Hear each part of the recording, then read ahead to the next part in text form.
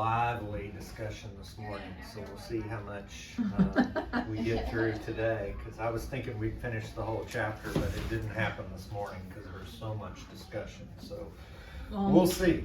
We're going to talk about some financial matters today and what Proverbs has to say about that.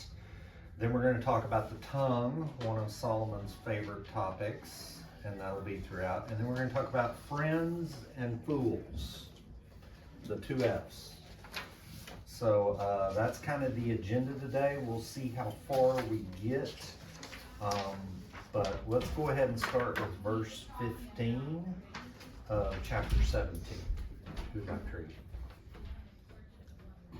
He who justifies the wicked and he who condemns the just, both of them alike are an abomination to the Lord. So this, we have this whole system now where we have injustices.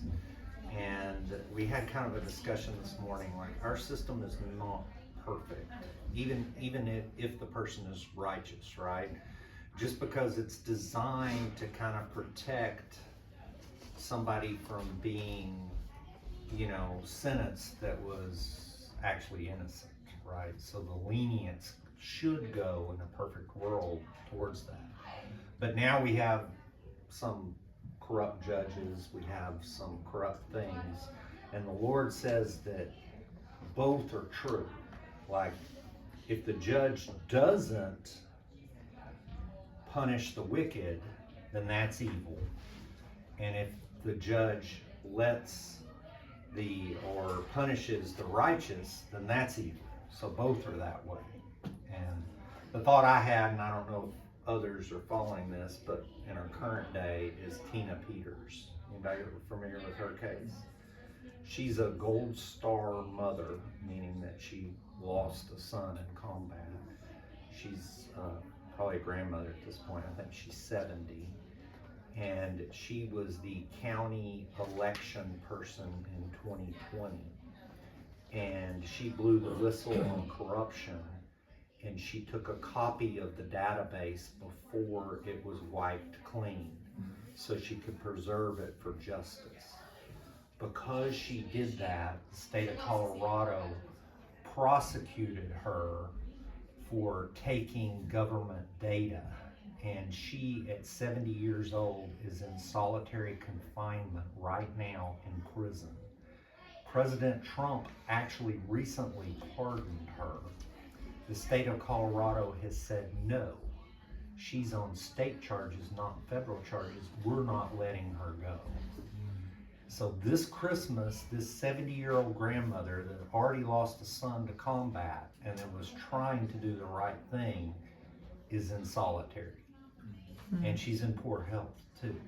Yeah. So, to me, that's a textbook case, of, why are you prosecuting her if the data it's voter data? What's the big deal, right? It should be public record anyway, right? Yeah. So, that's just one case, but I'm sure we have it, and I know some of us in this room are very familiar with the very corrupt court system. Yes. So, especially in small towns. Yes. I've had that happen to me too. Not in that sense, but in another sense. I studied part of the law. It kind of has to do with being a state national and some of your rights and representing yourself. And my daughter, who was 17 at the time, had a ticket, and the court compelled me to go because she was 17. And then I sent a letter to the judge explaining the legal on my reasoning. And then when I got to it, it was traffic court. And when I got to it, he was going alphabetical through the names, and he got to L, and they said, Lee, and then the judge cut the recorder off, or the court clerk, and said, no, he goes last. And then we waited until everybody got done, and then he said, bailiff, come forward, the rest of the court clear except for the Lees. And then he called up my daughter, and I said, Judge, may I speak? And he said, one more word out of you and I'll have you removed by the bailiff. And I said, but? And he said, bailiffs, take him out of the courtroom.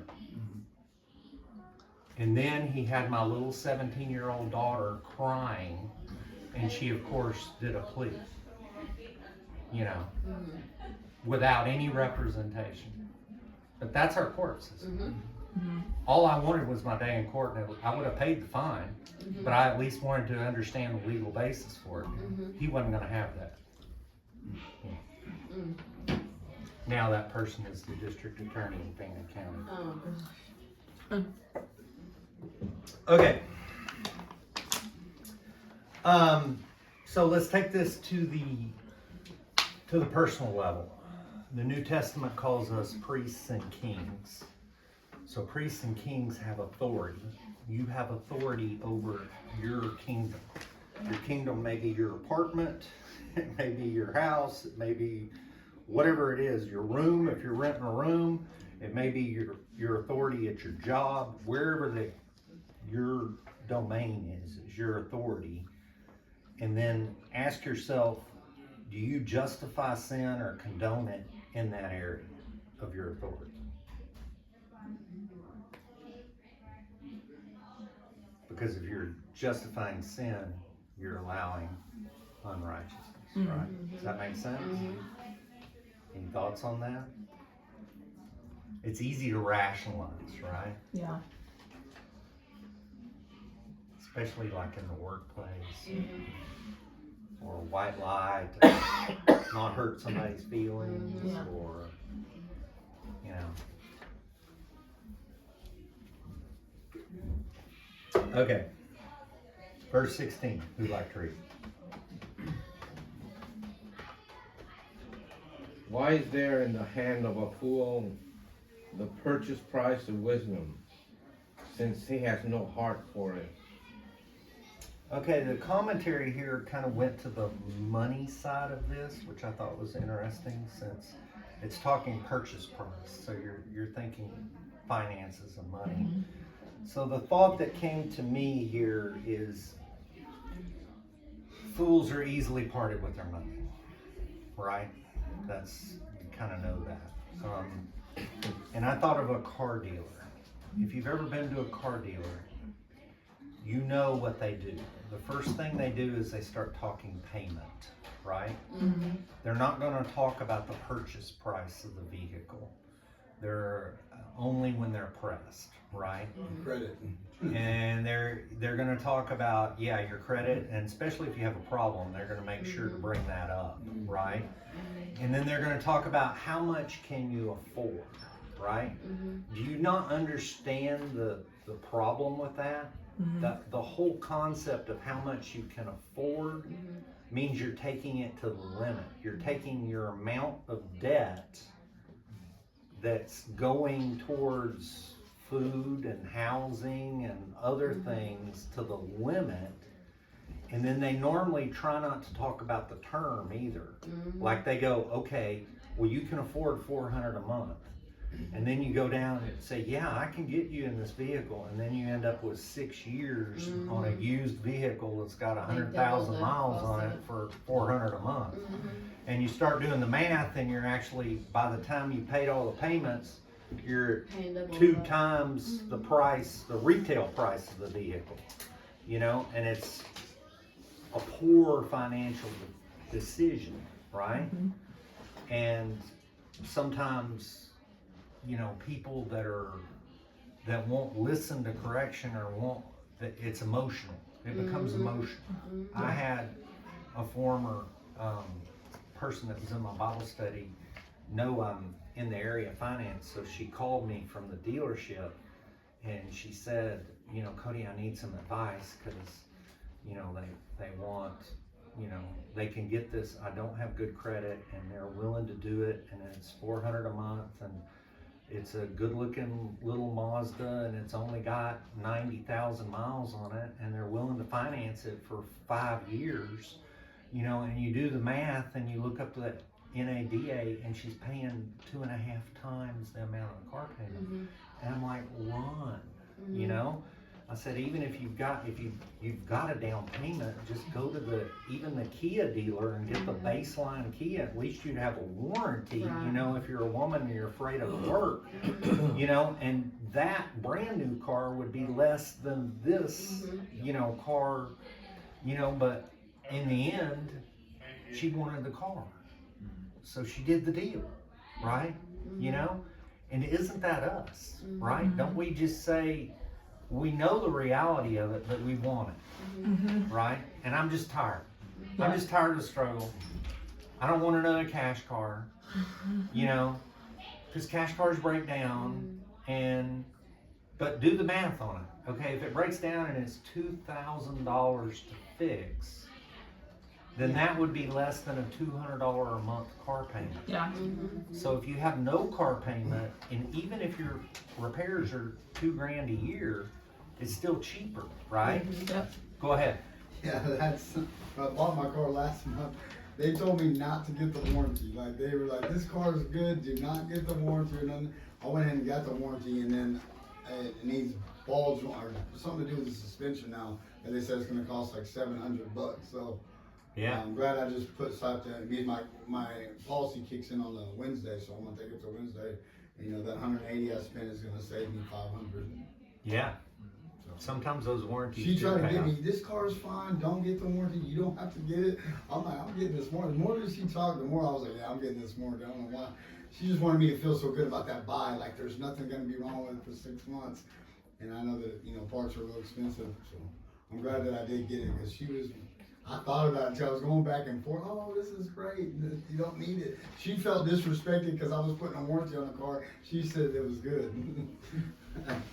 Yeah, when I go to the car dealer, if I don't get kicked out of the car dealer, then I know I haven't got to the right price. So I have to get kicked out, then I get called back, and then the last time, I did buy a new car mainly because the government pays for my mileage. Yeah. And I've already put almost 60,000 miles on it in 2 years. Yeah. So, and they're paying me per mile, so it pays for itself. But when I went back after they called me and begged me to come back after kicking me out, then I brought my wife, and my wife she grew up being a car dealer. So then we walked up to the car, and in front of the salesman, she goes, "Oh my God, Cody, this looks like a mom car." And, you know, totally ditched it. And I said, I don't know, you know, the wife doesn't like it. I guess we'll go to lunch and we'll see. And, you know, and then of course the price dropped again. I'm So, pretty good you at know. that too. Yeah. Go ahead. What I don't understand when I drive from here to Frisco, in the highways now, there's all these big, huge, jacked up trucks, and I know there gotta be 70,000 or more. How can people afford those things? And unfortunately, Yeah, I'm glad you got brought that more up. gas. When you see the bed, there's no load in there. yeah, And when you see inside the cab, there's only one person there. Yeah. Because I have a lot of European students. I said, how come there's only one person in that truck? When in Europe, it's always full. yeah. And it's big, huge truck that's taking up a lot of, I know those things are what, 75 and jacked up? Oh, Nice they're more than ones. that. More than that, sometimes. sometimes 120. Yeah. Sometimes Depends on they're- what all you got in yeah. it. I mean, that's 75 is probably the base before you do all the jacking up and all that. So And I it's- think it's our culture that we're just used to always having the newest. You always have, and it's been around. I mean, Materialism, pride, you know, Yeah. all those things. yeah.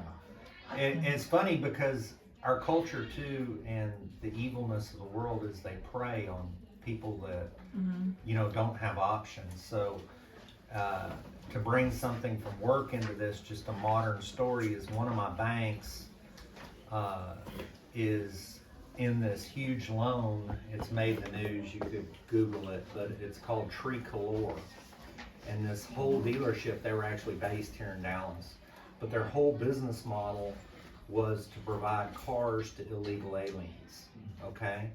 And they preyed on them not knowing English, and what they would do is they would buy, it made me think of it because you're talking about trucks, they'd buy a rough truck at the auction that was just run over, work truck, you know, all that kind of stuff. They would spend about $3 grand on it. They do the basics of a tune-up, barely fix it mechanically, and then put a 4-inch lift kit on it and tires. and do it up for their market, right? And then they would double their money, and they would say it on plans, pay here, buy here, you know, knowing that it was bad credit. And then they went out and did fraud, and then they sold that title and the financing on that car to 3 different banks for 1 car, or 4. So JP Morgan wrote off 200 million, Fifth Third Bank wrote off 100 million. My little community bank was holding 60 million. So, you know, it was a huge deal, right? So that's, you know, fraud and taking advantage of people. It's what happens. For me, when I think about this verse, like, I kind of go a little different route. So instead of thinking like how they do you with a car, I think of like, okay, you have these students that are in college, they have really, really rich parents, but then they're like, their kids are going to law school, or their kid is going to like a finance school, or something to do like something huge in the world, like banking or financing, or like a lawyer, or like a judge or something, and their parents are paying for their grades, or paying off teachers and, you know, like all these professors and stuff to give them this degree. Well, then once they get through with that, they still continue to pay for like their elections and pay for all of that stuff. So then by the time you get through with all of that paying for wisdom, they get stuck up here on the top, and then all of us down here have to abide by them or wait on their judgment when you're in court, or different things like that. So then the system keeps getting corrupt further and further down, because we didn't have the money to pay for that wisdom, you know, but they're paying for that but not doing the work and putting it in, and they're just taking it for granted, and then what they say goes. So for me, that's how I take it. It's like a higher system up to looking at how money can, you know, buy wisdom sometimes. Dang, Monica, mic drop. Well, I mean, that's where I go with it, because if you think about how many college That's kids true. really pay for their schoolwork, and then their parents will pay off this teacher or that teacher, you know, and it's Oh, yeah, it's a there's whole lot documented deeper than you cases think of it. about, yeah. Yeah. So then look at these judges and these lawyers and, you know, our financiers that run off with our money, you know, all these accountants that do that, so. And then you've got the other side of that problem, and Hudson knows this well with some of his friends, you know, that went the traditional route, Yeah. where you go and you all hear this. The kids do the right thing. Yeah. They go and do college and they get their degree, and now all of a sudden they can't get a job. Right. Yeah. You Right, know, 'cause they don't have because the they experience. followed the model, and now the model is broken, Yeah. right? Mm-hmm. Partly because the colleges don't teach the kids right, Right. and partly because the whole model was built on corruption. Mm-hmm. Make our college bigger, Yeah. charge more in tuition, you know, all that. Don't actually prepare them for their job where the market needs it, you know. And I just Go felt ahead. where it was coming from the corrupt before, it made more, to me, it makes more sense thinking Yeah. about how corrupt it is. Just one more comment about the culture. So I think the banks are involved in knowing that they're financing these cars that are bad, but they still do it. Why? Because they want more money. Mm-hmm. Am I kind of right? you Don't they have any you are and you responsibility? yes, you are and you aren't. I would say that they absolutely know some of it, but some of it, you know, like in this particular case, this huge, you know, probably $500 million loss across the industry altogether. In this particular case, the CEO and the owner of this company had multiple SARS, which is suspicious activity reports, filed against him. And had you done any kind of check on this guy's character, you wouldn't have done even a small loan to him, much less 500 million. But everybody liked the business model. They got sold into it. Hey, these guys have to have a truck to work. You know, this is their work truck, and this is a market where they're willing to pay above market, you know, just to get a truck. Well, whenever you're getting above market returns, that means you're taking above market risk, right? Well, and those businesses have business insurance too, and that to me makes you know, oh, they know that stuff's gonna happen. Like they're not really morally thinking about it. They're just thinking money wise. They insure themselves. And some of them unfortunately do that with the FDIC and our insurance, which is why I have a job, right? So let's go into 17. A friend loves at all times, and a brother is born for adversity. Okay, so this verse is important. I try to think of this like Jesus, okay? Think about Jesus. He had this opportunity to be with everybody. You know, he was out preaching to thousands, yet he secluded himself and focused on 12, right? And when what this verse speaks to me is, Cody, who are you focused on? Because we all have those friends, right? Mm-hmm. But sometimes we need to evaluate our friends. Is our friend going to be the dependable one? Is he going to come when you call? Yeah. Is he going to be the one, like I use the example because sometimes, I know you'll find this odd, but sometimes I do stupid things, right?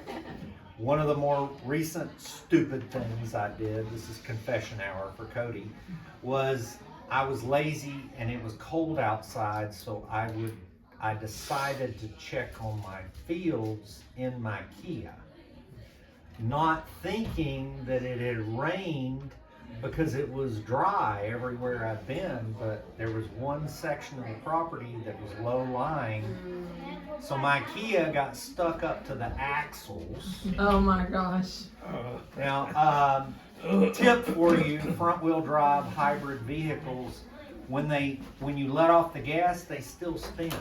So it was just still digging, and I was not even aware because it was just like a slow electronic dig, you know, and I got this thing buried up to the axles. So then I'm like, okay, Cody, problem solved, you know, just get your tractor, get a chain. This is not a big deal, you know, just suck it up. You caused this.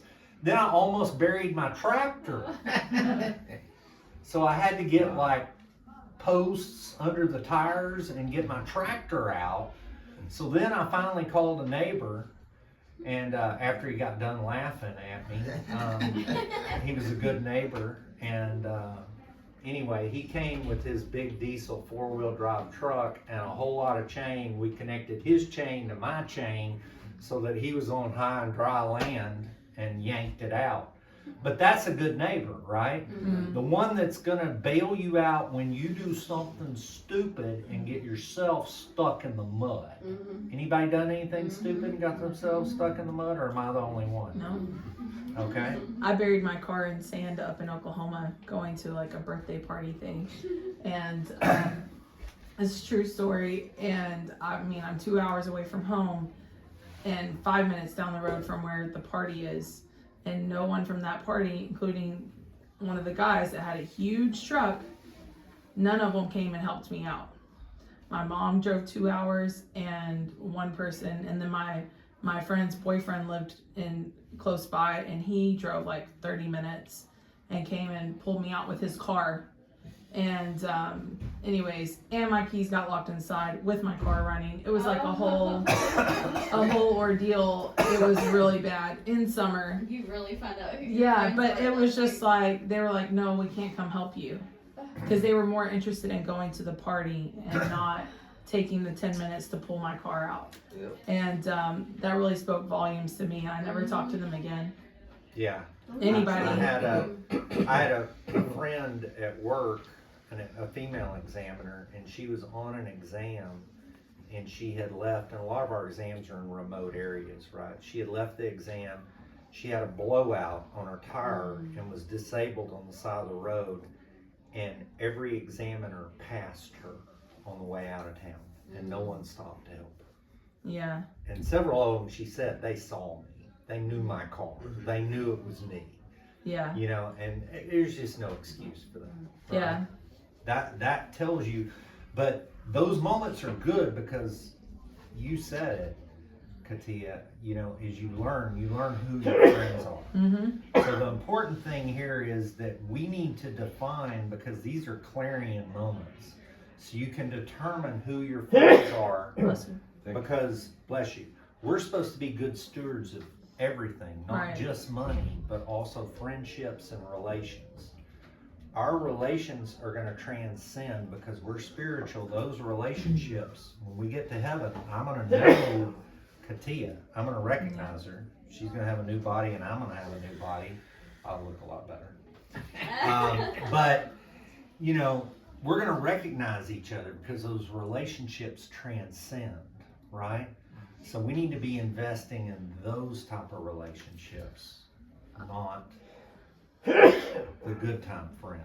I always try to have a mentality of like people are eternal and things are temporary. Yeah. Even money is temporary, but people are eternal. Right. Sometimes I like to say is that you need to sometimes periodically look up the definition of a friend and then go through your people you're calling friend and make sure the definition matches up. Right. Right. Okay, let's go to 18. A man lacking in judgment strikes hands in pledge and puts up security for his neighbor. Okay, this had a lot of conversations. The Bible is clear that we are not supposed to cosign. Okay? Cosign is making a pledge for somebody's debt that is not yours. Okay, now I may have an extreme position on this, and you're welcome to disagree with me, but I think it's Bible based. I just do not believe in cosign. So you can ask Hudson, I've never co-signed on a car for him, and I've never co-signed on a car for any of my children, because if you're going to help somebody out, my opinion is you do that as a gift, okay? This goes back to the question we had before, the relationship. The relationship is eternal. The money is temporary, okay? When you make a pledge, when you co-sign for someone else, you're taking on someone else's financial responsibility. When you do that, if there's anything goes bad, let's just say you have a good heart and you think of it as a gift, right? And you're doing it out of a gift. Well, if that other person can't pay, then they're going to have guilt that you had to pay, and then it's going to strain the relationship, even though it doesn't strain it on your side, on the best case scenario. But that's normally not the normal scenario. The normal scenario, as you know, a person needs a cosigner because they have bad credit, which means they're a credit risk, which means you're taking on a credit risk that's not in your territory. So if you want to help that person, you give them a gift of a down payment, but don't expect repayment, because all that's going to do is potentially destroy your relationships. Thoughts? I think that's a good way to look at it for sure. Like as parents, it kind of makes you like, it makes it kind of hard because like we think, oh man, they start out with no credit, like, but then you're kind of teaching them to fail too in a way. So like what my dad did was he got a loan in his name, and then he gave me the money, and he paid that loan, and then he gave me the money, and then I paid him back. But in that way, I guess he was doing the same thing, like as in thinking, that's my debt and I can deal with my loan, but she's got her money and she doesn't pay it back, she doesn't pay it back. But, you know, he also taught me responsibility of paying it back. Yeah, I have a long-term member of my men's Bible study that we had a discussion about this, because his daughter just graduated college and he got her a car, and he said, I did it as a gift, but I co-signed because I wanted her to have the credit, but I'm not expecting her to make any of the payments. And if it's truly a gift and if both people understand that, then I think that would be an exception case, right? Yeah. Because remember, we're talking wisdom literature, so this isn't cut and dry, but it's the 80% rule, right? It's 80-20. There's always going to be some type of an exception, but I would just, you know, even in that case, I could see a potential where the daughter might feel guilty or that she didn't pay for it, and knowing that there's debt associated with it, or, you know, God forbid he loses his job or something like that, then there's that issue. So I just think it's much more clean to have it as a gift as opposed to cosign. Go ahead. Yeah, I think, well, I grew up in Missouri. I did all through high school. So I went to very good schools, but I don't remember having a class or somebody that said, hey, Carlos, or the whole class says, you know, this is how credit works. This is, you get a credit report, you have to pay nothing until you get, not even in college, unless you take it specific. So I don't know if that's designed so people can get into trouble with credit, because credit is very specific to our country, not too many countries. You know, in other countries, you save first and then you buy a house, or you save first, then you buy a car. Absolutely. But in our country, the culture is you get credit, but they don't teach you what credit is. You get credit They by don't- having debt. Yes. You We get have a credit by- debt yeah. society. We Yeah. have a debt Uh-huh. society. We have a debt system, which many people think may be crashing because of all the debt. But, you know, I totally agree with you, Carlos. I would say that there's two things that they don't teach, and I would say that it's probably on purpose. One is finances, because if you're educated and you're wise, then it's gonna be much harder to fool you on finances and take your money, because a fool and his money separate easily. The second thing they don't teach you is the law.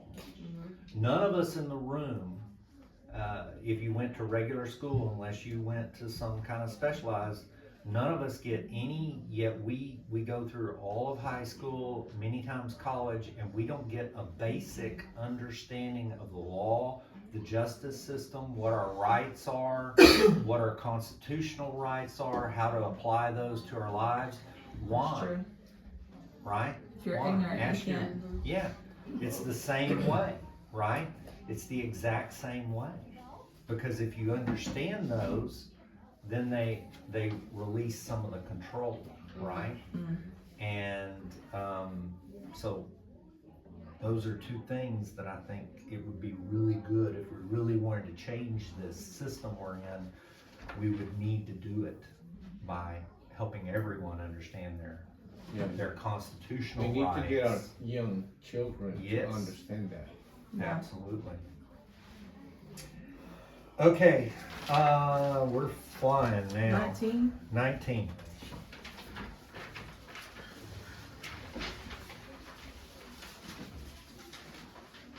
Who would like to read? He who loves transgression loves strife, and he who exalts his gate seeks destruction. Okay, well, let's talk about these separately. They're co-located, or there's a common theme to them, but they're two different things. So we had this discussion about the gate. I'll take that one first. Exalt your gate, okay? First, don't read what's not in the verse. He doesn't say not to have a gate. So for our fence builder in the crowd, definitely important to have a gate and have a fence, okay? But he's saying don't exalt your gate. Like, there's no sense in making your gate a piece of pride, making it extra tall, putting your fancy logo on it and all that. He's saying don't exalt your gate, right? And this is wisdom literature. It depends on the heart. Obviously, if you have a business and you need to advertise, then you want your logo on your gate. But what he's saying here is that gates are important, but they can be a source of pride. Now, understand that this culture, and we had this question come up in Bible study this morning, was there's a tendency to think of this as a city, but it's very biblical to have walls around your city and have gates in your city. Yeah. I mean, Nehemiah, that was his whole mission, right? To restore Jerusalem, rebuild the walls, and Yes. you know, and everybody had to build their section. But that's an external gate.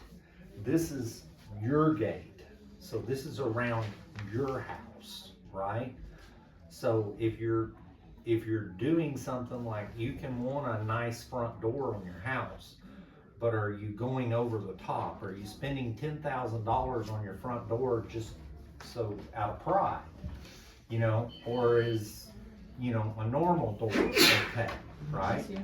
A nice So door. would this mean more like don't do that with your gate as in like to kind of keep people away, or would it mean more of like, so say somebody won the lottery, like to not try to bloat it or not try to like be excessive and steer people away, like, so I'm kind of confused on what you're, which way would you take it more of like trying to not gate it off, or more of like not trying to gloat, or like, I think it's more pride okay, is That's how I how was I thinking. take it. Yeah. Like it doesn't matter whether the gate's 8 foot or 10 foot. If you Right. have a reason for making the gate 10 foot, then that's fine. But if your reason is because of pride, yeah, it's not fine. Even if it's 8 foot, right? If the reason is pride, then it's wrong, right? So we've got to be able to fight that pride. Now the other part of the verse is the sin and strife. Where was that? He who loves transgression loves strife, right? So where I'm going with this is if your transgression is another word for sin, right? So if you're sinning, you're loving strife. And you probably all know these people. They like thrive on conflict, right? They come into a room and they instantly start stirring the pot, right? And what he is saying here is if you've got one of these pot stirrers, what is the root of that? I mean, that's a sinful desire, really. It's sin. They have something in their heart that's sinful, and it's manifesting through their actions. They're wanting to invite more conflict, and it in turn just harms relationships. Some people like to just go in and stir the pot and then sit back and watch everybody else have their conflict, and they think that that's entertainment for them.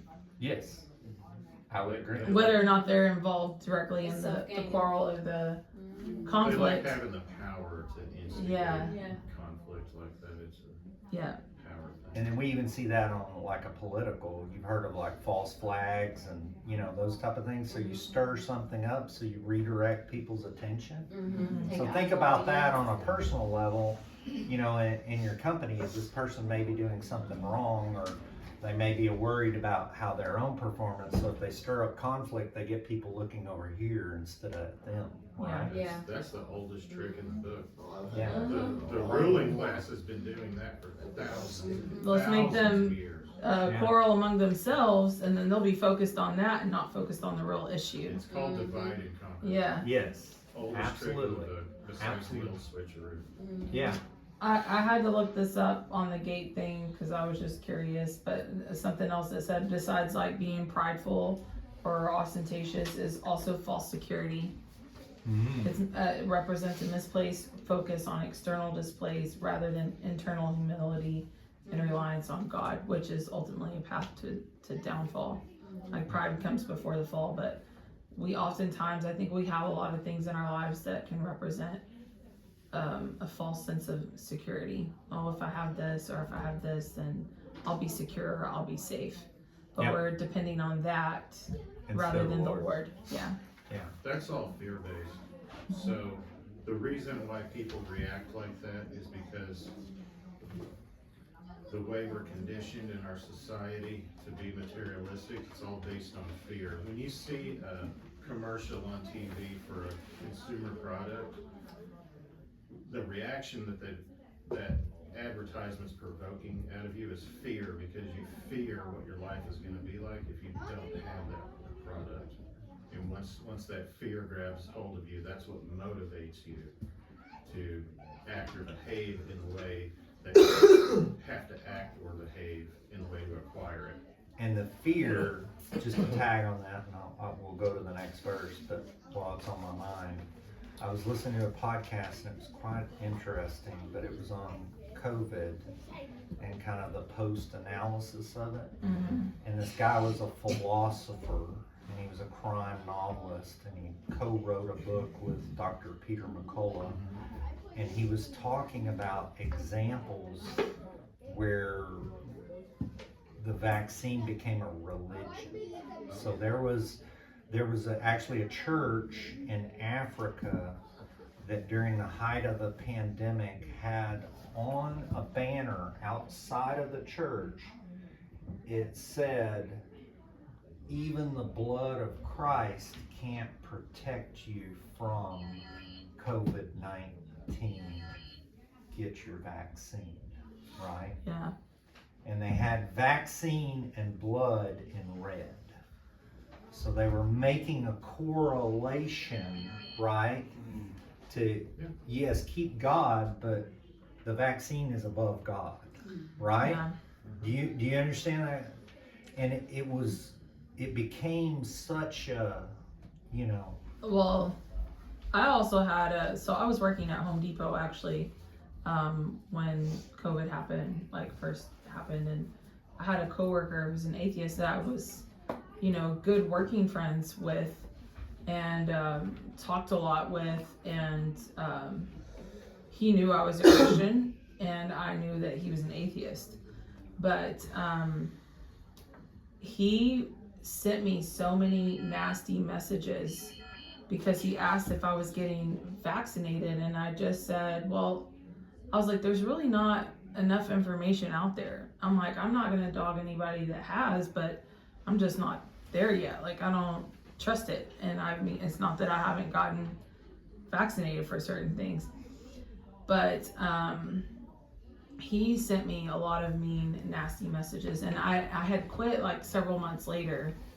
for another job, but he continued to like berate me on Facebook, and he was also attacking my faith, saying like, well, you're a Christian, and if you really love people and blah blah blah blah blah, then and he was attacking my faith, saying that I wasn't a good Christian because I wasn't getting vaccinated, and he said it in way harsher, meaner, ruder terms, and used some like really mean language, but even some pastors were guilty of that. So I just thought, man, that is just horrible. And I just said, and he ended up blocking me on Facebook, and I just said, or unfriending me and then blocking me. And I said, like, I love you and I'm praying for you, wish the best. But, I tried to be patient and kind with him, but it was very challenging. But it was pretty mean, some of the things that he said. And I was just like, everyone's got their own choice to make, But he was basically calling me a murderer as well, because I didn't get vaccinated. Yeah, at some point those things become so toxic that you kind of have to let it go. It's sad. It's kind of like Proverbs talks about it. I think it's going to be our next verse, actually. Me and my buddy talked about it with the whole pandemic and everything going on. And I asked him, I was like, if we grew up before World War II and we were living in Germany, could you look at me and tell me that you wouldn't follow the crowd? That you wouldn't have agreed with what your leader said? Because back then they all thought they were in the right. Mm-hmm. Okay? Whole nation. Mm-hmm. Overnight. Not overnight, but you know what I'm saying? Like, they say that they wouldn't do it. Same thing I say is like, if we were back in Jesus' time, would we have persecuted him or would we have followed him? And that's the slippery slope, right? Because, that all started with, if you study that, one of the first things they did was kill the Down syndrome children, because, they're less. And there's just a slippery slope. And, it's the right thing to do. Think you're just going to send them to heaven early. It was just, and you just start slowly, increasing. And, okay, let's go on to verse 20. A man of perverse heart does not prosper. He whose tongue is deceitful falls into trouble. Okay, the word perverse there means twisted or distorted. So think of the tongue twisted. So the tongue is not speaking the truth. It's not straight. It's twisted. So, whatever, the verse here, Luke 6:45, a good man out of the good treasure in his heart brings forth good, and an evil man out of the evil treasure of his heart brings forth evil. For out of the abundance of the heart, the mouth speaks. So if you want to know, what does this verse tell you about discerning a person's heart? What they say. Yes. Okay. I mean, you would, whatever you say is a reflection of who you are inside. Okay. Or it can be. I totally agree with that, but there's another thing on here, What comes What- out of your mouth comes from your heart. right? But there's also something else. What was the tongue? Perverse. It was twisted, Twisted. right? Mhm. How are you gonna know if the tongue is twisted? You have to use discernment with that. Like you have to, everything that they do, you have to kind of Yes. you have to take their actions, and Actions, how right. they do into. So In you the can't look at just what they say, you need to match it with their actions. So if their Mhm. actions are going one way, their tongue is going another, Mhm. you know that their tongue is twisted or perverted, Mm. right? Does that make sense? Oh yeah. So, the tongue is gonna come forth from out of the heart, Mm-hmm. but sometimes it takes discernment to see that the actions are aligned with the heart, right? Mm-hmm. We've had that a lot with pastors, right? We've had a lot of them arrested, right? Their actions weren't aligned with their heart, right? Politicians. Yeah. Politicians, obviously a textbook case. You can So- usually tell a lot too by like when you watch people and you notice like if they're a selfless person, usually they're not gonna do that as bad. But somebody that's very selfish about a lot of things, like you kind of know a lot of times they're probably gonna tell you something just for self gain. Absolutely. Well, I know we got a play to get to, so children are performing today, so. Yeah. Can I just make Yes. a quick comment? So I had a meeting Wednesday with Pastor Lynn, and I told him, I grew up Catholic, so they didn't encourage to read the Bible, but they did tell us the stories. So verbally, you would tell me this, but you never encouraged me to read that. So that's why in the Bible study, and the pastor said, yeah, he offered to give me more, and he offered me to teach English so I can help with the Bible. I said, wow. Yes. And I told him, what's really impressive is this stuff was happening 2,000 years ago, and it's still the same now. Human nature has not changed for thousands and thousands of years, right? We're still gonna keep sinning. Some of us are gonna be good. So the Bible is just all that in writing, and that's a part that I really love. But Now read it. And The thing that I'm very encouraged about you, Carlos, is you're trying to get the word in your heart. So you can't do the will of God without a knowledge of His will. And this is the knowledge of His will. So yeah. it would be like taking off in a ship and trying to cross the ocean without any charts or GPS or a map. That's good. You're gonna be just lost, Yeah. right? Because you know an outline of the story, but you don't know any of the details or how to apply it. Yeah, And that's what we do here. yeah, I like that. So, Yeah, you have to really watch people that tell you one thing and then don't tell you to read that because they're taking it in their own perspective versus, everybody kind of sees or reads it a little bit different and you can take it into your own life. But if you read it, you got the word. 'Cause And- that right there is manual. and see, we learn from each other. Like Monica on your verse, that you had a totally Yeah, different perspective outlook. than how I took it, and we all learn from that. And Yeah. that's the beauty of Bible study Yeah. and this, even compared to the nobody's sermon where it's one way, Mhm. is we get to chew it and how to apply it to our You get a lives. lot of false prophets though that will tell you it's this way only. You can't think like that. You have to think how I'm telling you. And then you say, well, And that's I took it dangerous that- anytime Yeah, so somebody if does they're that. telling you not to read it or not to look at it for yourself, then they're really out for themselves. Yeah, but See when it I a was lot. growing up, they didn't tell me not to read it. Yeah. They just didn't say, hey, you should You look should it read up in this verse